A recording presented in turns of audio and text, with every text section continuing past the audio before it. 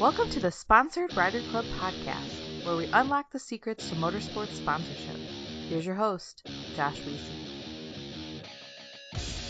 Welcome to episode 46 of the Sponsored Rider Club podcast, which is powered by ImpactFuel.org. My name is Josh Weesey, and I'm your host. I'm here to guide you through the jungle of motorsports sponsorship. To help me with that today, we have our featured guest, Bob Luketic of FCR Suspension and Team FCR Racing. Now, before we get into the structure of the podcast and the interview, I have a few things I want to cover with you. First off, I'd love to get your feedback on this show and to show that the audience is engaged and really excited about this podcast. So if you would be so kind, head over to iTunes, leave a rating and review, and also on whatever podcast player you're using, subscribe. That way you don't miss any upcoming guests. Specifically, our next guest is Factory Polaris racer Cody Bradbury. We also have Thomas Affelt of Sledders R Us, and then Matt Allred of Garage Built Racing. Beyond that, we have many more lined up, so make sure you subscribe so you don't miss them. Now, to get some insider access to our upcoming guests and also some behind the scenes for the podcast, go ahead and check out the Sponsored Rider Club on Facebook. It is a group that you can request to join. I personally review all of those requests. If you have any questions or specific guest recommendations, go ahead and email me, podcast@impactfuel.org. Now, this episode is sponsored by three great companies. The first is Solderweld. They are very passionate about their metal bonding technology products, and overall, they want to make motorsports better. The other is TopThePodium.com. They're experts in motorsports sponsorship. And then the last is Bold Racing and Suspension. And they are a family race team that is really great at custom UTV, ATV, and dirt bike suspension. And also, Bold Racing partners with FCR Suspension. So we talk a little bit about that partnership in this podcast as well. On to the structure. This is set up like a race. We have a qualifier where we cover the basic intro. And then in Heat 1, we dive into Bob's background. In Heat 2, we talk about specific sponsorship tactics and strategies. Then in the main event, we discuss mindset, and then we end at the finish line where we get some closing comments and we figure out how to get a hold of Bob. Without further ado, let's hop into the podcast. All right, well, welcome everybody to this episode of the Sponsored Rider Club podcast. Today I'm joined by our featured guest, Bob Luketic of FCR Suspension. Together, we're going to guide you through the complexities of motorsports sponsorship. Bob, kick us off and introduce yourself. Hey guys, thanks for having me. I appreciate it, I really do. My name's Bob Luketic with FCR Suspension, and we're glad to be here tonight. Yeah, really excited to have you on. I was very glad that we were able to connect and get you on the podcast here, and I was even more excited. For people listening right now, Bob and I had kind of chatted a couple weeks ago trying to get this set up, and Bob, you got a ton of energy, and I'm excited to have you bring some of that energy into this show. So it's cool stuff. Yeah, for sure. And you got in this industry, you got to have some type of energy to keep it going. That's for sure. Mm-hmm. Well, we are going to kind of start off with Heat 1 and diving into your background a little bit more, kind of getting to understand your story. So, how did you first kind of get started in the motorsports industry? Wow. So this ended up starting way, way, way back, like a lot of people. Rode dirt bikes all my life. Always wanted to race. You know what I mean? That was always, you see the stuff on TV. You get the motocross action magazines at the store. Back then there was no social media, nothing like that. Mm-hmm. So you had to wait every month, to grab that magazine or catch one at school, in the library. You know what I mean? So mm-hmm. That's how it started, and we got to the point where I kicked and screamed and, cried and moaned enough to get my dad to get me a real, like a legit motocross bike. And mm-hmm. That's when it started. That's when it started for sure. I think I started racing in 1987. Mm-hmm. Oh, that's awesome. That's you're on 30 years now. Well, that's cool, man. It's always interesting thinking back to the pre-social media days because, I think we've all just become so used to it and so I don't know, everything's just so available. I mean, even if you go back to the pre-internet days, right? I mean, the internet has given us access to so much information. I would never right now even think for a second that I wouldn't have access to like the latest Arctic Cat snowmobiles the moment they're released. Like if I don't know the moment that they're released, then there's a problem. It's Yeah, so yeah, dude, crazy. yeah. So it is, and I didn't realize that. Like, we're into the social media stuff, everything, and I'm not as hip to it as the young kids, but I didn't realize what you just touched on. We did some stuff, man. We did some shocks for Polaris Ace for Dirt Wheels magazine. I think it was maybe a year and a half ago, and they sent us a magazine with a test in it. And as I was looking through it, it kind of felt awkward, like, oh my God, man, I couldn't remember the last time I really, really looked at a magazine and Mm-hmm. all the little ads in the back, and all the stuff that you remembered way back. You know what I mean? And it's like all that stuff that's kind of went away. And looking at that stuff, I was like, oh my God, man, we gotta get back into this stuff, and Mm-hmm. and see what a magazine's all about. And yeah, social media, everything. It's everything. That's where it's at right now. It's super powerful, and that's just where it's at for sure. Yeah, definitely. I'm trying to think right now too. Last time that I opened a magazine to just kind of flip through it, and I can't think of it. I mean, one thing though that I can remember is like a magazine, you could focus on it. I mean, you could have it in front of you, and there wasn't like some new thing that popped out on the side, like an advertisement, or you didn't see a little pop-up instant message from somebody else or a little notification. You could actually focus on that magazine. But it's been so long, I don't even know what that feels like anymore. I know, and it's really, really weird. It's kind of sad, but that's where all this stuff's taken us to.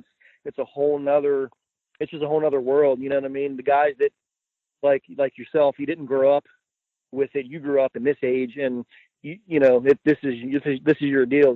So Hmm. that's just the way it is. It's kind of bummer, but whatever. We just got to adapt to it as we go.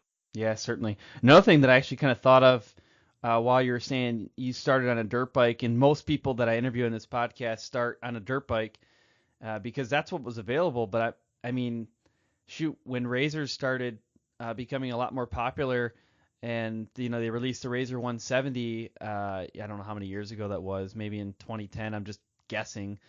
Um, shoot, 20 years from now, or from that point, people are going to say, yeah, I started riding for the first time in my Razor 170.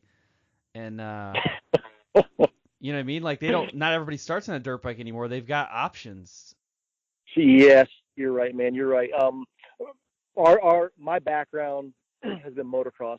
That's where I come from. We're still heavily involved in it, but you're right. You're right. And the motocross end of it it has taken a hit since probably 2008, and I don't think locally and regionally, I don't see it as strong as it was yet. Hmm. It might Hmm. be coming back a little bit, but the recreational side of it, and it's the same thing with UTV stuff, whether it's Yamaha Rhino or Kawasaki Terex or whatever. Hmm. It's the recreational part of it's more. You get more out of it, and more family fun and more family stuff and time. So I think that's what the deal is with all that stuff. Yeah, the interactions that you have in a side by side are just phenomenal. I mean, I do trail riding. I don't race or anything like that, and I never really thought that I would super enjoy it, but it's really cool just to look over next to your buddy or your wife, your kids, and know that they're sharing that same experience with you. Like you hit a big bump, you're like, oh, and they're laughing right with you, and it's a cool experience. Yeah, dude. Yeah, you're right, man. We're pretty fortunate to be in the thick of it. You know what I mean? Like the motocross stuff. God, it was going crazy from 2000 to like I said, '08, '09 for us, and then that when the recession kind of hit back then, it Hmm. didn't really affect us until probably 2010. I know it sounds weird, but that's the way it happened. And uh, the UTV stuff. I think we had a Rhino and we broke it in half doing dumb stuff, and Hmm. you know, uh, in when the like the 800F came out, and, you know what I mean? And I had a guy from, they came and got me in the back. It's like, hey, you got a phone call, someone's talking about shocks, blah, blah, blah. And I talked to him, and he's like, hey, I got some Fox podiums. And I was like, okay, cool, yeah, we do. He goes, what are you doing for mods? I was like, nothing really, you know, we haven't really got into that stuff. And this was like right when it was just right, brand new, you know what I mean? And we were like, okay, and we talked for a minute, and the guy was from out west somewhere, and he said, listen, when you hang up, I don't care what you do, you don't have to ever talk to me again or whatever, but you need to go and get one of these like soon, because it's going to blow up. And I thought about that. I thought about that for a couple of days, and you know, I went out and got, it was an XP900, brand new one, and was like, wow, dude, these things are really, really, really cool and fun. And you know, we just started messing with the shocks, you know what I mean, and looking at them and looking like kind of how crude they were for the above average, you know, driver, you know. That's how it kind of started to take off with that. And it, you know, we were gonna it was a natural progression for us, I think. So we're pretty happy that we went that way. So yeah, certainly. No, it's really cool. Well, I want to actually learn a little bit more of how you kind of progressed on your path. You know, you started in motocross and you eventually got in UTVs. What are some of the other things that kind of, you know, changed your course, or, you know, maybe decided your course along that time? Maybe starting from when you were playing with those shocks with the, you know, the UTV and the Razor. What kind of happened next? I grounded out, man, from probably 19. It sounds crazy, but like 90.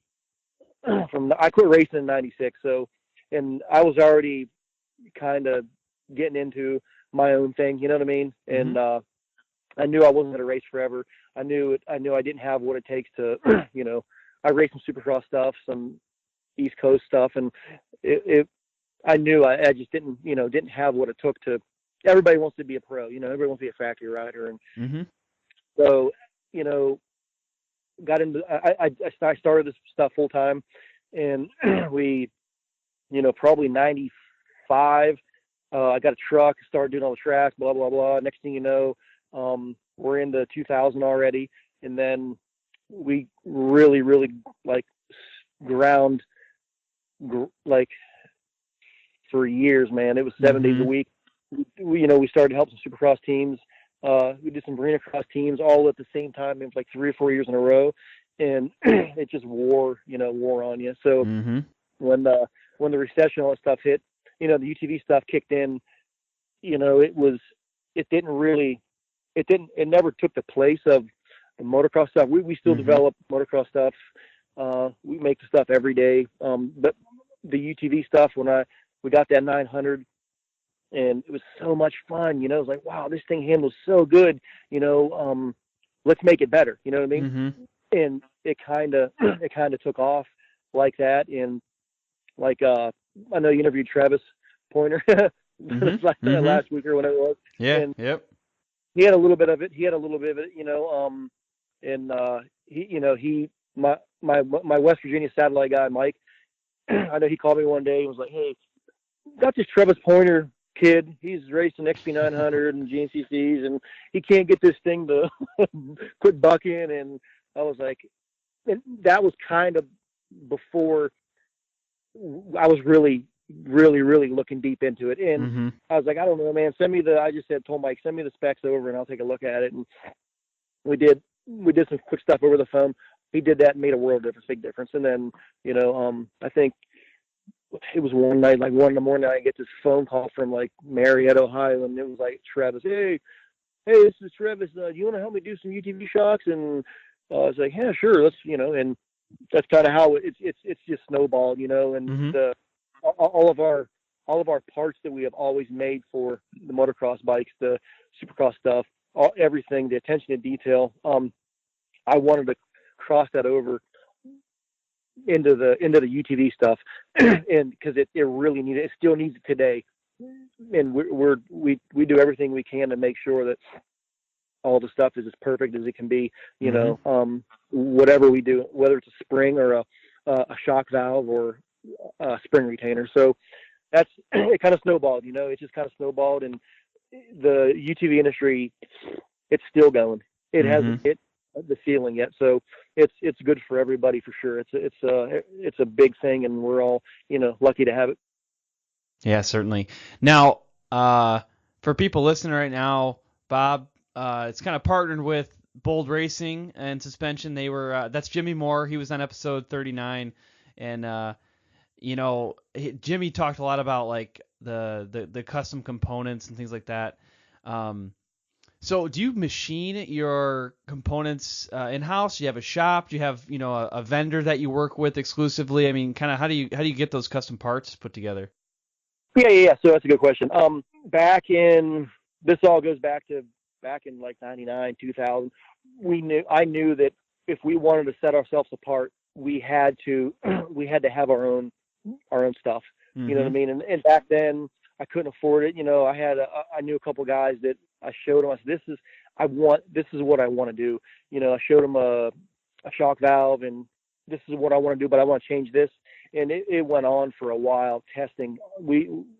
It's pretty much like banging your head against the wall, like trying to split hairs to make something, as good as you want it. So, that led into, you got tired of dealing with subcontractors. Mm-hmm. So we went out and, I didn't know anything about any CNC stuff. I knew nothing. I was like, I went to my bank. I told them, hey, I need this machine. It's like $50,000, whatever. And like, okay, blah, blah, blah. Next thing you know, they're delivering this thing to I had my shop, my house at that time. And, we had no idea we didn't know how to start the thing. Yeah. So that's no lie. That is no lie. And all I was so scared, like, okay, we got this thing. We don't know how to start it. We don't know how to turn it on. We got to get somebody. So we relied on some people, some friends, and got us going that was knowledgeable in the CNC industry, and they got us going, and everything evolved from there. So yeah, we make probably, I would say 70% of our worst parts, like in house. And That's then awesome. we have a few very, very, very good subcontractors that are really good with what they do, and we rely on them heavily with some of the important stuff that we do. So that's how that goes for sure. We knew we had to keep our thumb on all this stuff to have the best parts, and you have to have it in house to have something like that.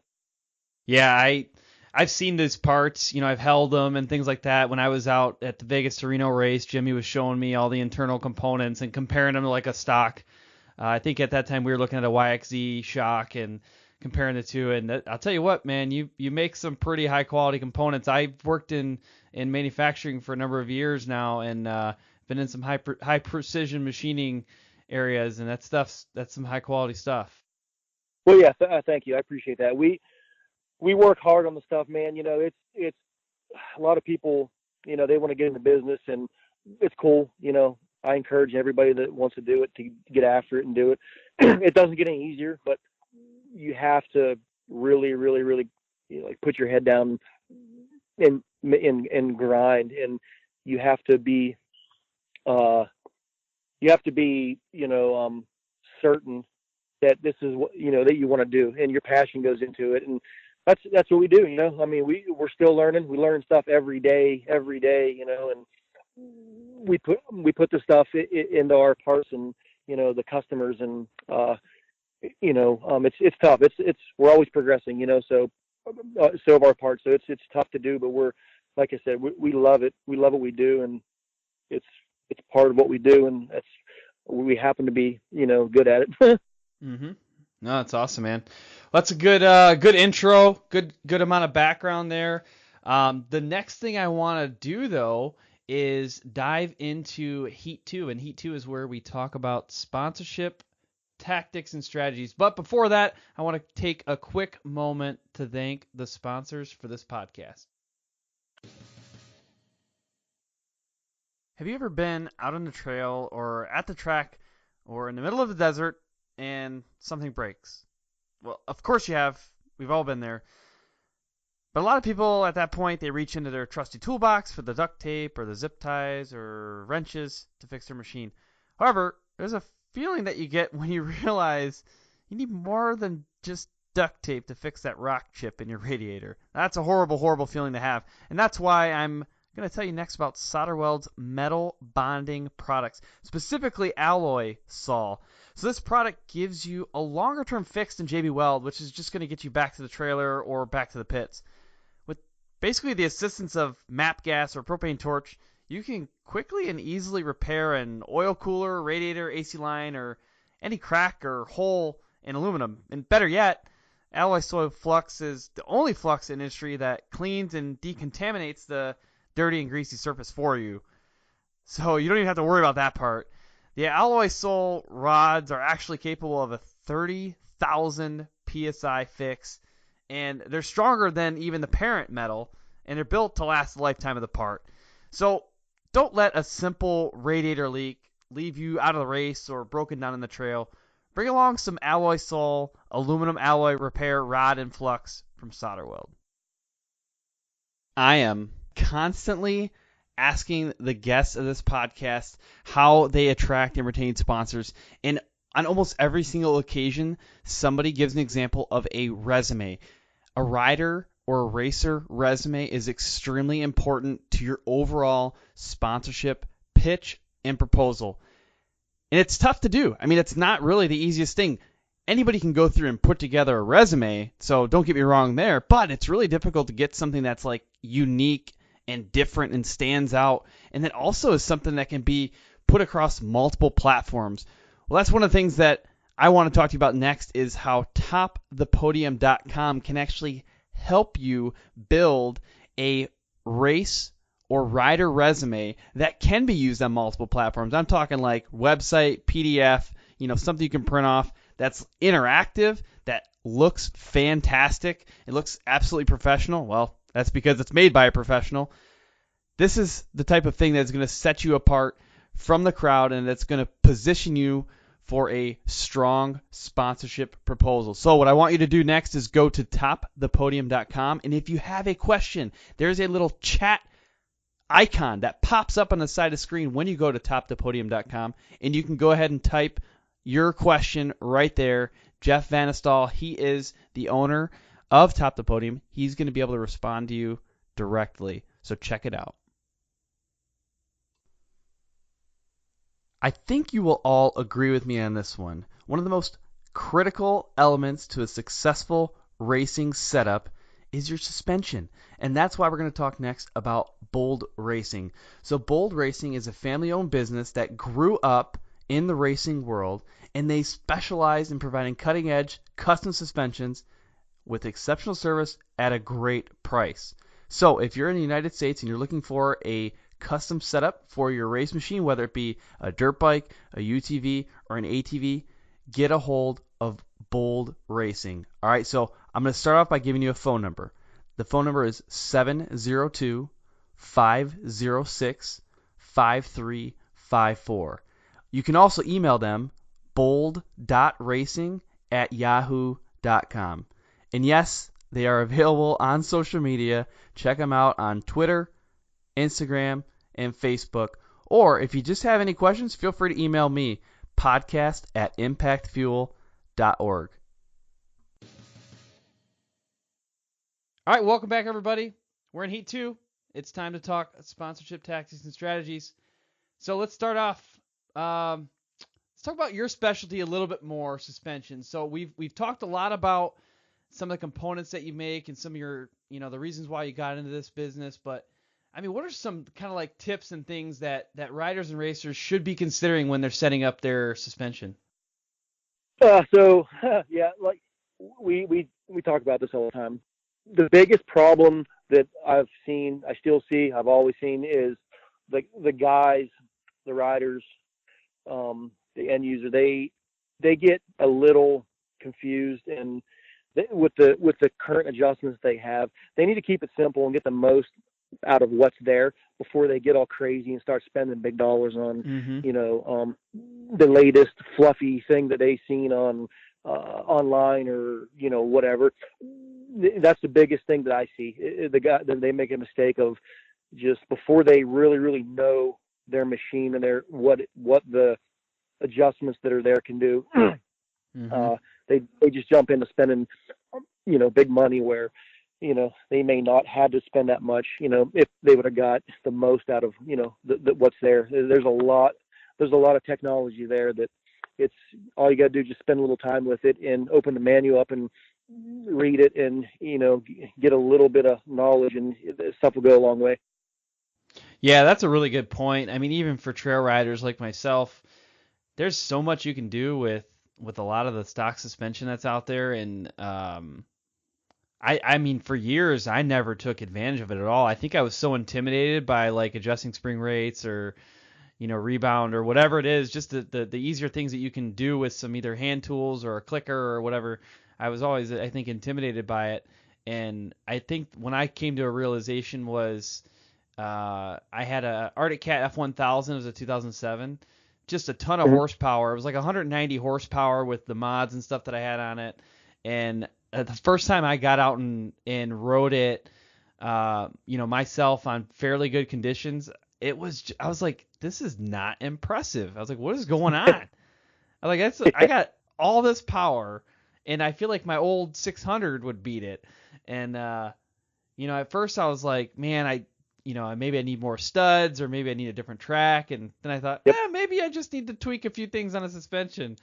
And, I did some research, just like you said, especially nowadays with the internet. I mean, you can go on some forums and Google and pull out the shop manual and get a little bit of adjustment. But I turned my sled into an absolute rocket by just spending like an hour tweaking the suspension and getting it set up right. Oh, shoot, man, that's so big. Another like kind of a problem with the internet. There's too many people on there that, I like to call them armchair, tuners or armchair whatever. There's so many on there online. They're on there, blabbing this, blabbing that. And it's like the customers, we talk about every day with customers. They don't know, they get confused. They don't know who to, because they click on, the computer or Facebook or whatever, a Razor page or a Yamaha page, and everybody's on there, oh yeah, and they get confused, and it's easy to do, you know what I mean? So that's kind of a problem too. And they just say, well, screw it. I'll send it to so-and-so. And next thing you know, they got $2,000 wrapped up in something that they may not have, so that's a little bit of an issue too, for sure. Yeah, definitely. Well, cool. What's something maybe that they should avoid with setting up suspension? Maybe you've already led into that a little bit by saying don't just go out and spend money. But is there something else that maybe riders and racers should avoid? Yeah, so they need to maintain. It's not so much the shocks. It's a lot of times, man. It's what's bolted onto the shocks. You know what I mean? The suspension. The A arms or trailing arms or whatever. We see so much of that stuff that is poorly maintained, rusted, corroded, everything's real stiff, hard to move. It's not unlike a dirt bike with a stiff linkage, you know what I mean? Anything that pivots or has to move, that stuff's got to move first before your shock does. So we see that a lot, man. And that goes back to attention to detail. I beat that into my guys' heads, man, everybody that I can. It's always the little simple things that are right in front of you that are so simple, you overlook them like that. It's nothing. And it's usually something like that will get you and give you poor performance for sure. Power washing kills it. Power washing, these guys power wash them. They think it's clean, not really. The water sits in there, sits till the next time you ride. Everything gets rusty and froze up. And, we see it from everybody's stuff. We see it from factory guys, UTV guys that have factory support, down to the other end of the spectrum, and just the recreational guys too. So that's, if anything, if I can tell anybody anything, that stuff there is a big deal for sure. Oh, that's a really good point. It is. I remember Jimmy Moore. I can't remember if he said it on this podcast or just in one of our other conversations, but he was telling me about a time where someone was asking him for advice about their suspension setup. I think it was on a YFC or YXC, because he was talking about, they said, yeah, I want to go to a bigger shock package, need some like a stiffer spring rate, whatever it might be. And Jimmy's like, what have you done to your frame, or what have you done to the shock mount in Yep. terms of gusseting Yep. and things like that? He's like, well, I haven't done anything. He said, you need to gusset that thing before you put any stiffer shocks, because we'll blow right through, your shock mount. You gotta strengthen up your shock mounts if you're gonna strengthen up your suspension.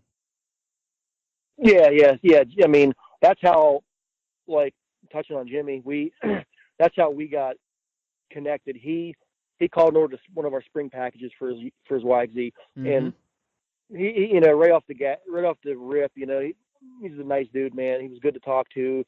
He's a business owner, and you can tell by talking to him. He's he's real professional, and and I kind of looked him up a little bit and seen what they were doing. He was racing with his boy and stuff, and I called him. I was like, hey man, I think I messaged him after the fact.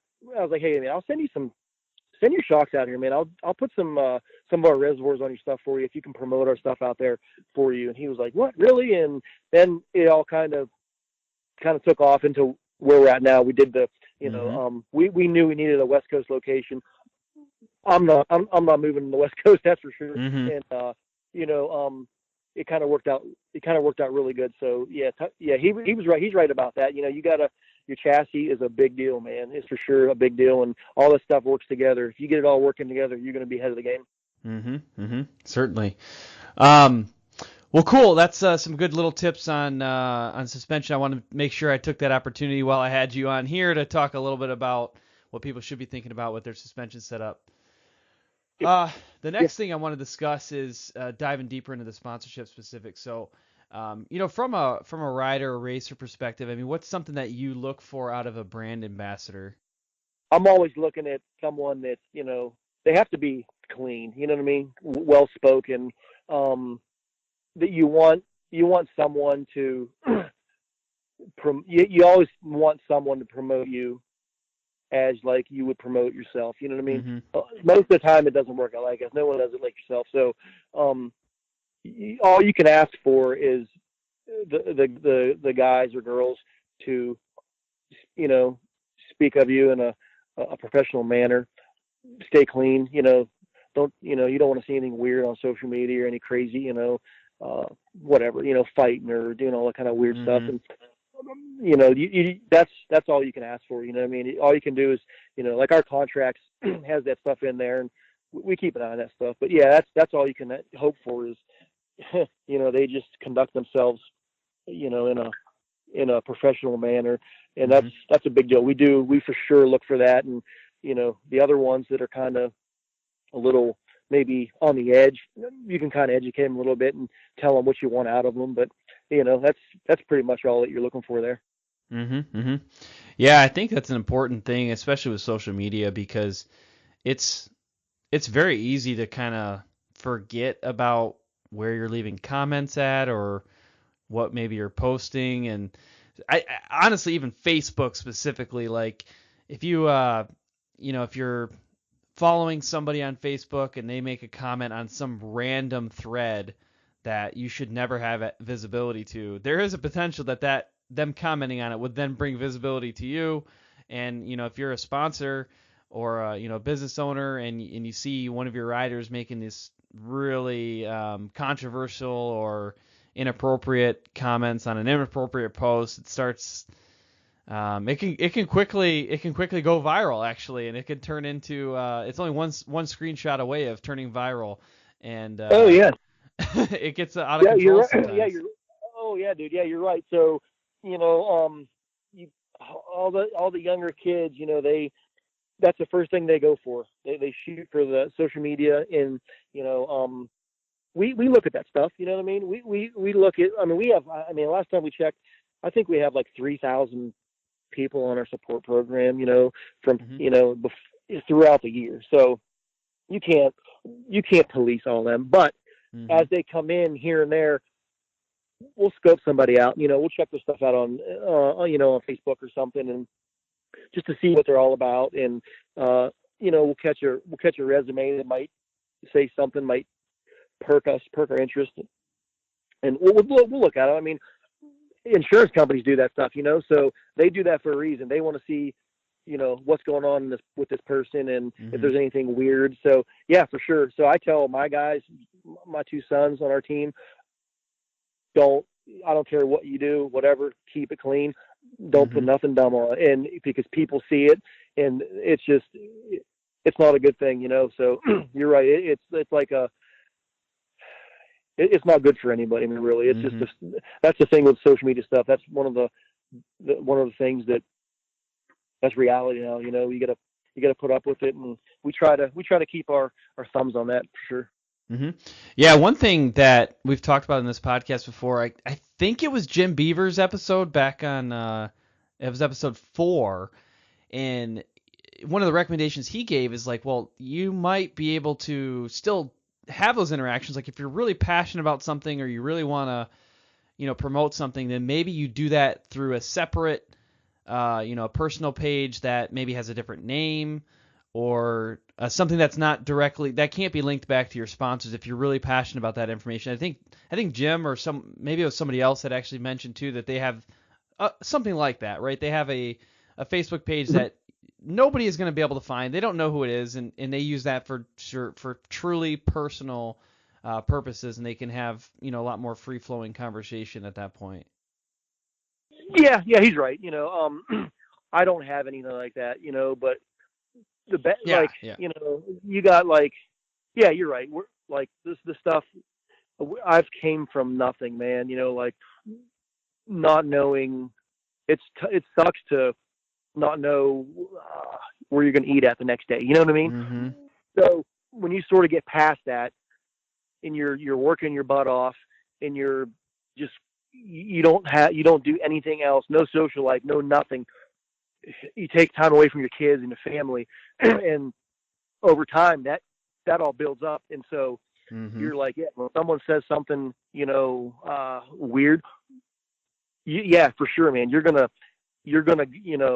jump after that, and because you're so passionate about it, Mm-hmm. and we're like that too because we work so hard on our stuff, and we help so many people out, and but you got to catch yourself. You know what I mean? Yeah. Some guys, they can't take a second to say, wait a minute, let me think about this for a second. Mm-hmm. They'll just fly right into it, and next thing you know, it's a whole big deal, and we try to avoid all that. We try to talk to the guys, diffuse it a different way. Mm-hmm. Whenever that stuff comes up, it comes up with everybody. You're never gonna get around not having, weird stuff come up like that. You just got to know how to handle it when it comes up. Mm-hmm. Mm-hmm. Certainly.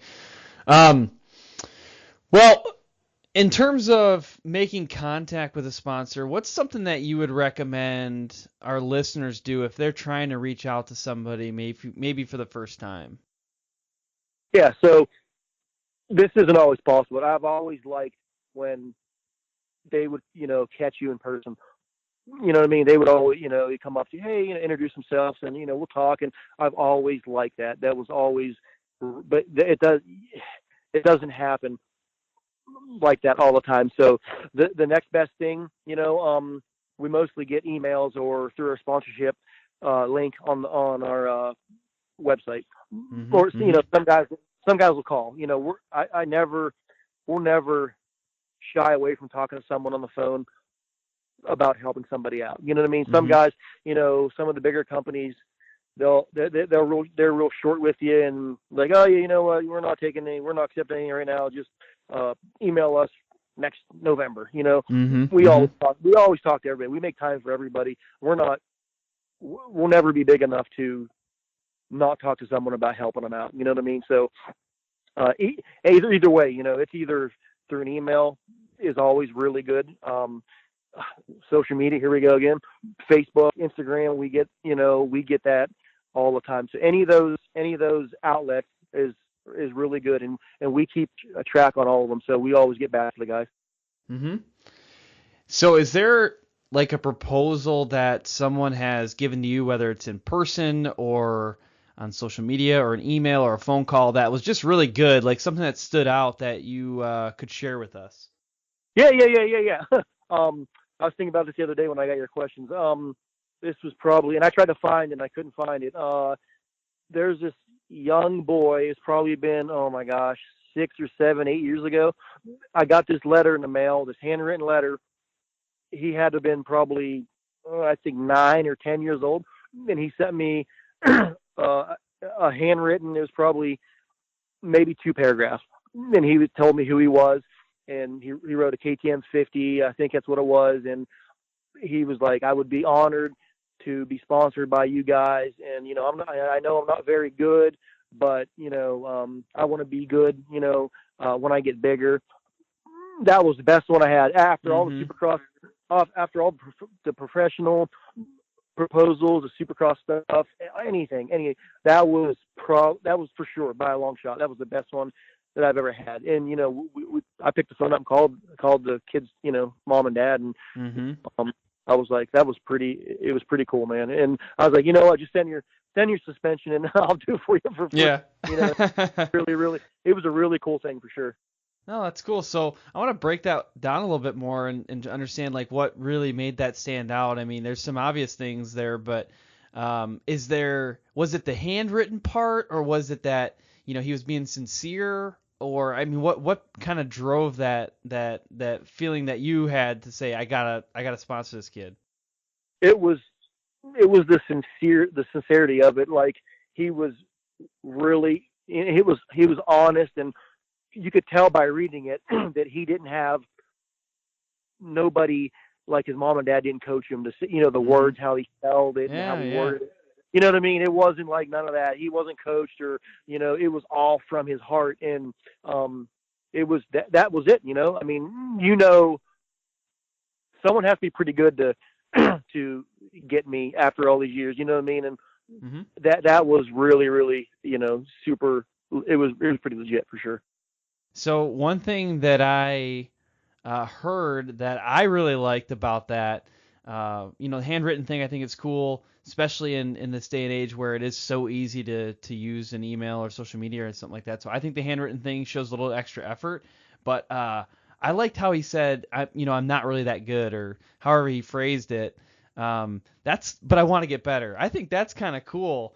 You know, I don't get a ton of sponsorship requests through Impact Fuel or this podcast, but I do get them periodically, and usually it's people will lead with, you know, like some form of I'm amazing, or some form of you know, I'm the best racer ever, or some form of, you know, I'm gonna win all the races this year. And this kid sounded like he was like, no, I'm probably not gonna win them all, but I'm committed to becoming better every day. I like that. Oh yeah, it was really cool, man. It was on the paper, like the kind of paper that I remember, like being in like kindergarten. You know, it was like it wasn't like a bright white paper. It was like the like the grayish kind of, you know, kindergarten kind of paper. Yeah, I can see it. Yeah. Oh yeah, and the real wide lines, you know, real wide spaces, and he sent a little picture of himself, you know, with it that his parents may have taken, and it was pretty cool, man, for sure. It's I wish I could find that, man. I don't know what I did with that thing, but I had it hang up in my showroom at the race shop. Hit there for a while, and kind of lost track of it. But yeah, that's for sure by a long shot the best sponsorship proposal I ever got. That's very cool. Well, on the flip side, without getting anybody's names, you know, what's maybe the worst proposal that you've seen?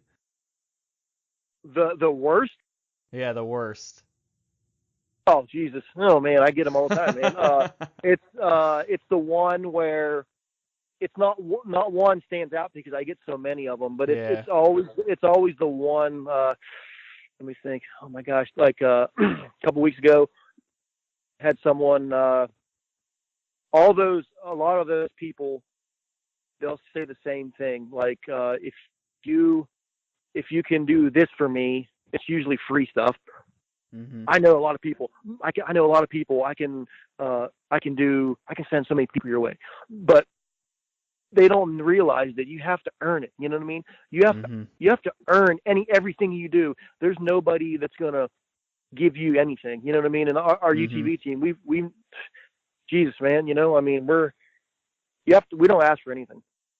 We just go out and earn it, and you know, whatever we can get for that, that's fine. That's cool. You know, and some of the guys, it's like they they tell us what they want, you know, and it's like, that's a little bit of a weird thing, you know. It's tough to do. We just kind of, you know, shy away from that kind of stuff, and, you know, just give them a regular, you know, maybe a more normal sponsorship deal, you know, like a percentage off or something. But you know, you know the legit ones, you know what I mean, and the ones that are just like, you look at their Facebook and they got $100,000 pickup truck and a $100,000 boat, and they're asking for free stuff. You know what I mean? And you never heard of them. So it's that kind of stuff. We're after the blue collar guys, the guys that wants to work their butts off for us. And I always tell guys, you know what, we'll work for you as hard as you work for us. You know what I mean? And that's how it works. That's how it goes. No, I like that. And I also like how you kind of dictated right there who your market is and who you're kind of after, because, you know, if somebody, like, you're probably not marketing to the same person that a Red Bull would be marketing to, right? It's probably a different type of racer or, you know, rider that you're going to be marketing to. Yeah. I mean, I don't know. I mean, I would like to think that our components and our product and what we're about would appeal to a lot of people.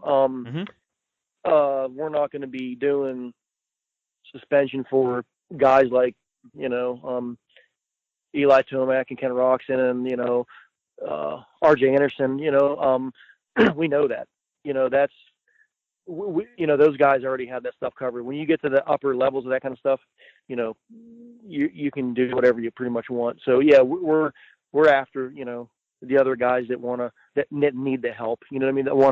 That wants to get better and do good for everybody. You know, like I said, it has to be people say this stuff and most people don't know what it means, but it's like, it has to be a two-way street. You know, if you don't see the other side of it after you've busted your butt for someone doing their shocks or whatever, it gets weird, you know, it gets stale. So you have to get it from the other end too. And sometimes it works out, and sometimes it's just, you know, they just don't see it that way. That's really good. Really good advice too.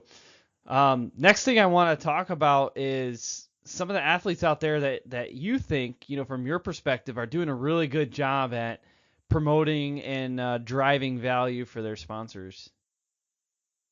Whew. That's a tough one, man. Like our sport, you know, when I say our sport, I mean in like the off-road industry. Side-by-side stuff, the motocross industry, they got a long way to go, man. They really do. I always tell my guys, you know, look at a post-game and pre-game, post-game of like an NFL game or something. You know, you look at, you know, and I watch this stuff and I pay attention. I pay close attention to it, and I try to get the younger guys to do that too. And sometimes they do, sometimes they don't. But you look at a pre-game or post, no matter how well they do, they got beat, you know, whatever happens. Guys like Peyton Manning, Tom Brady, you never, ever once, I don't care what the reporters ask them, you never hear them yell or scream or get out of line. You know, they might get a little, you know, whatever, but you never see them get out of line ever. And I try to tell these guys, you know, that's what you have to be like. And I don't know, last rider interview I seen in motocross, it was Ryan Dungey and Roxon. You never really see those guys get crazy, you know, or want to throw stuff, or, you know, those are the kind of guys that have the good image, and that you have a good image, you cannot win if you have a good image and you're good with what you do. People are gonna follow you, and that's where you get your following from. You know what I mean? And that's a big deal, sure, man. And as far as off-road goes, man, I mean, you know, I don't know, man. I mean, you know, you see Jeremy McGrath, he's been there, he knows what's up. You know, I watched some of the off-road stuff he's doing, the truck stuff. He's always right there, never says anything out of line. And but I don't care if you're him or you're someone that they can't qualify for something like that. You know, they still have to act that same way. And when you do, people notice that stuff. Well, that's what we do. When we look at guys, you know, they send us this or that, or we're talking to so and so. Hey, so and so wants to know if, you know, do your suspension. We don't. The first thing we do is look at the person, what kind of person they are. We don't look at what was their last race they won, you know, because to me, you can have a guy that wins every race he enters, but if he doesn't talk favorable of their sponsors, it doesn't do any good anyway. Mm-hmm. You know what I mean? And then you got the guy that's, you know, 8th place, but he's always there. He's always clean. He's doing a good job. You know, he's talking favorable. He's sending, you know, work. He's doing what he's supposed to. Those are the guys we want. You know what I mean? The guys that, you know, are doing what they're supposed to do. That's a big deal for us. Mm-hmm. That's good. One thing that I thought of while you were talking about Ryan Dungey and Ken Roxon specifically was, I think it was earlier in 2017. I can't remember the exact time now, but Ken Roxon got hurt really bad. It was really early on in the Supercross season, and they were doing a, you know, they're in an interview and people were kind of grilling the group with questions, and somebody asked a question to Dungey that was like, you know, now that Ken is hurt and he's out for the season, you know, do you feel like you're just going to walk away with this title with ease? And Dungey, I really respected his response to that. He was like absolutely not. I mean, look at these other guys, and obviously Eli Tomac was sitting right next to him, and you know, Marvin Muskin and a couple other folks, and he's like, no, like you're disrespecting, you know, my competitors right now, and I mean, I know it's not really tied directly to a sponsor, but it was something I really respected him to say, no, this, like, we're all operating at a high level right here, and just because I won last season and just because Ken is really good does not mean that anybody is walking away from this. We're all going to work hard to make this happen. Oh yeah, that's respect, man. You know, there's not enough of that goes around. You know what I mean? Like those guys, for sure, man. They know what's going on, and it's the Supercross world. Yeah, they're doing a good job. The UTV, the side-by-side stuff, it's getting good, man. The stuff's getting there. You know, the torque stuff, it's getting up there. You know, it's getting, you know, a lot of good coverage, and there's a lot of stuff to look forward to, man. You know, and everybody, doesn't matter what promoter or what series, they all have things to learn from, you know, any of that stuff. So, you know, you can learn from anybody, you know, and it's respect. It starts with respect, that's for sure. Mm-hmm. Good. Well, next thing I actually want to do is dive into the main event and talk a little bit about mindset. So, from your perspective as, you know, as a business owner and someone who is, you know, evaluating sponsorship, I mean, what makes choosing the right athlete difficult, and why is that? Well, I think we just talked about it a little bit. We don't do we hardly do any of it, really, to be honest with you, of free stuff, you know? Mm-hmm. So the guys that we do, and I can count on one hand, you know, it's a lot goes into that for sure, because it's, you know, thousands of dollars of, you know, product and labor, and you have to be sure by talking to the guy or girl on the phone and feeling them out and looking at their program and checking out what they did in the past and how they handled themselves. That a lot goes into it for sure. It really does. We look at all that when we try to like, you know, I guess invest in, you know, somebody like that. It's a lot for sure goes into it. What are I don't know, you know, I mean, you just want to be able to, it's like anything, you know, you want to be able to get a good feel for a grip on what's going to be your return on investment. You know what I mean? Mm-hmm. That sounds kind of corporate, but it's not. You know, you want to make sure that they're going to take care of you just like you're going to take care of them. So it's tough, you know, like our other programs, our sponsorship programs, we have a program for everybody. You know what I mean? we don't ever give anybody a 5% off or anything dumb like that.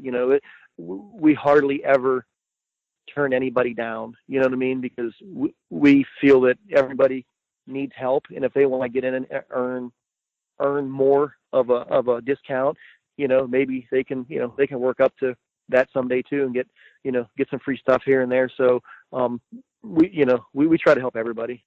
Yeah, I'm always curious about the person who's evaluating that sponsorship proposal, how they feel at that exact moment. I'm thinking back to your example earlier of a really good proposal with the handwritten letter from the kid. I mean, that's like an emotional connection that he made with you.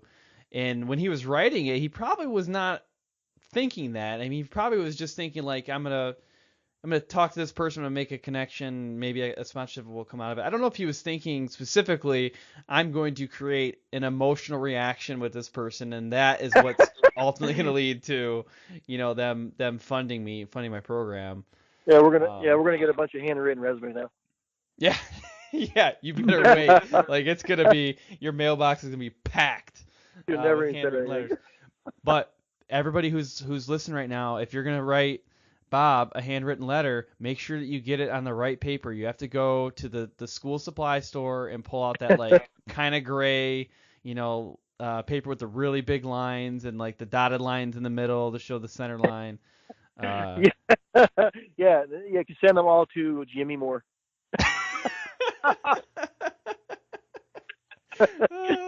That is awesome. I hope that one of you get at least one of these sponsorship proposals handwritten. Like, I feel like that's worth at least 5%. Yeah, it is, man. Like I said, it is. Like I said, you know the legit ones, and it's the sincere ones. So that's a big deal, because I remember going to the races, with my dad. It was just me and him. We had a freaking a 2-door Malibu with a 1-rail bike trailer, and by the time we got to the races, we had no money for nothing, not even to buy a hot dog or get a drink. And that's where it comes from. You know what I mean? Like, when you go through that stuff and you get someone that really, really needs the help, that's where it gets you from, because you were there. You know what I mean?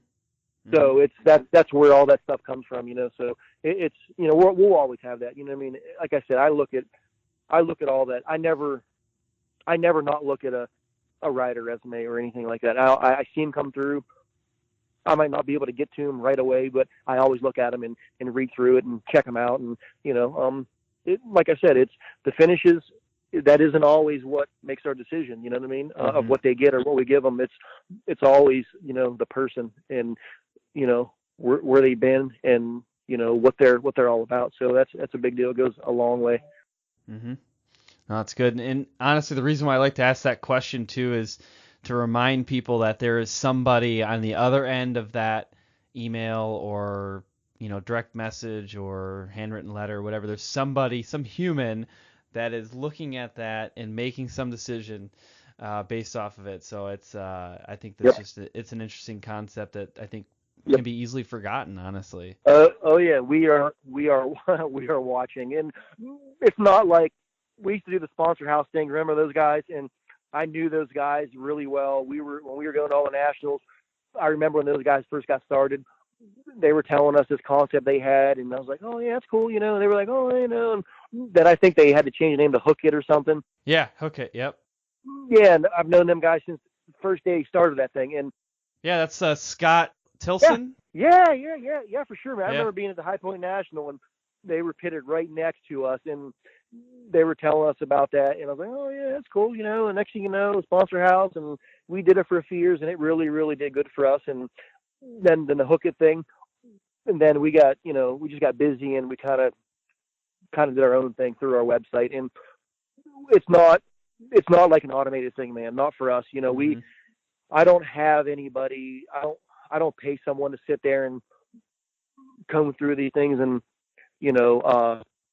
make a decision on that, because like, how do I know? I mean, a 20-year-old kid down the road, what's he? How does he know what this rider or racer, it deserves. You know what I mean? So I like to be part of that. You know what I mean? Like I said, some of these guys, like Pointer, when he called me, I was like, yeah, let's do it. Let's do it for sure. And it worked out. He helped us with a lot of stuff, and we helped him with a lot of stuff, and it ended up working out. So that's all you can hope for sure. Yeah, that's great. What would you say has been an obstacle that you've kind of had to overcome in your motorsports career? Wow. Just getting people to believe in, what you're doing. We're always trying to prove ourselves. You know what I mean? Since day one, that's been the hurdle for me, for sure. And everything that goes along with it. It's just proving to everybody that, you belong, and this is what, these guys are like for real. You know what I mean? So that's what it's been from day one. And it's way back in, God, I think I started full time, sort of full time, maybe 90, 91. Since then, you know what I mean? You get that from racing. You want to prove everybody, that you can do this or you do that or whatever, and make a name for yourself. And that's the way it is now too. I get up every morning and we're like, okay, we're gonna, we got to prove ourselves again, and that's the way it goes. That's what keeps us going every day. Man, that's very well put. I mean, even from my standpoint, I know a lot of times who I'm trying to prove something to is myself. Like, yes. You kind of mentioned it, like, do I belong here? Or, I think everybody kind of has a little bit of self-doubt in them that they have to kind of, answer that question for themselves every day. And, oh, yeah. Yeah, that's good, man. Yeah, and you know what? Like the self-doubt, it usually comes from the naysayers. You know what I mean? Like, you're always going to have somebody. We still get it every day. Somebody's going to say this or that, or tell you can't. Oh, they can't do this, or what? People have been doing that to me forever, and you know what? You just makes you work that much harder. Makes us work that much harder. I'm telling you. So that's where that comes from. And some guys, a lot of people, when you're in business, that puts them down, man. They can't deal with it. And they can't cope with. And the naysayers, they want to see that. You know what I mean? They really do. And I'm like, forget it. And that's not. You got to fight for it, man. Every day. I don't care what you're doing. It's like if to be self-employed and you really, really want to do it and make it your life, it's like a speeding train. I tell people it's like a speeding train, man. Like you can't, once you're on it, it's hard to get off. You know what I mean? And but it's hard to get on too. You know what I mean? It's just like a speeding train. It's hard to get on. It's hard to get on the thing, but when you're on it, and it's hard to get it's back off, but it's best to stay on it and keep going and keep doing what you're doing. And it usually works out. It's stressful, but I mean, whatever, I mean, it's, if you're good at it and you like what you're doing, you're going to be good at it. Certainly.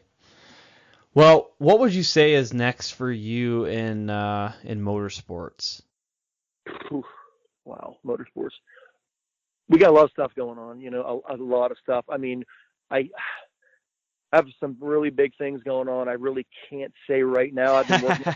It's been going on for 2.5 years now. We're almost there. Oh wow, that's awesome. Within the next 6 months, hopefully it'll be a big deal. It's coming. Other than that, we have our UTV team. That turned into a full-time business.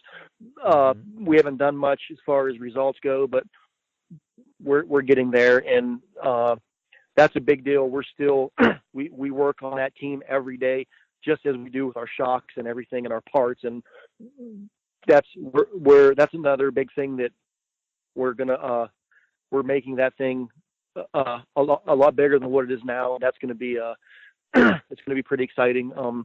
That's where we're headed to. Like I said, we're just going to get up tomorrow and do better, make better things than we did today. So that's what we're all for. So perfect. Well, we're at the finish line now, and that's where we're going to wrap up. And Yeah. I kind of want to just see if there's something that you want to reiterate, something that would be good for the audience to take away from this conversation. Wow. Well, all I can say is, you guys that race, it doesn't matter what you're doing. Race, you're in business. Don't give in to all the people that doubt you. You know what I mean? You're going to hear it from everybody. You're going to hear from everybody. All I can say is just keep grinding. You know what I mean? If you believe in it, you believe in what you're doing, it'll go for you for sure. So whether it's racing or whatever, printing T-shirts or whatever you want to do, you know what I mean? That's just do it and do the best you can at it, and be professional at it, and it'll go for you for sure. So that's pretty much it. Unless you want to talk for another hour. No, I do want to know though how we can best connect with you. Yep. Okay, so website FCRsuspension.com, FCR Suspension, Facebook, Twitter, Instagram. You guys can check out Team FCR. We have the same stuff on Instagram, Facebook, Twitter. You guys can call us anytime, email us. I may not be able to talk to everybody because I'm going a million miles an hour every day, but we try our best to get with everybody. So for sure, yeah, definitely we'd like to hear from you guys. Perfect.